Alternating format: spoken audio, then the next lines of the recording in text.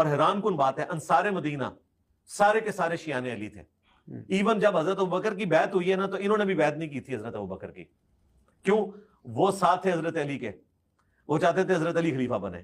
जब हजरत अली ने बैत की तो जो लोग बच गए थे उन्होंने भी बैत कर ली। हालांकि सही बुखारी हदीस नंबर 6830 में वाज़े तौर पर लिखा हुआ है, सैयदना उमर रज़ी अल्लाह तआला अन्हु फरमाते हैं, सकीफ़ा बनी साइदा के मौके पर मैंने हज़रत अबू बकर सिद्दीक़ रज़ी अल्लाह तआला अन्हु की बैत की और मुहाजिरीन ने बैत की, फिर अंसार ने बैत की। ये है बुखारी। और मिर्ज़ा कह रहा है कि अंसार ने तब बैत की थी जब सैयदना अली रज़ी अल्लाह तआला अन्हु ने बैत की थी और वो हज़रत अली को खलीफा बनाना चाहते थे। ये बात किस किताब में लिखी हुई है? सही सनद के साथ मिर्ज़ा साबित करे।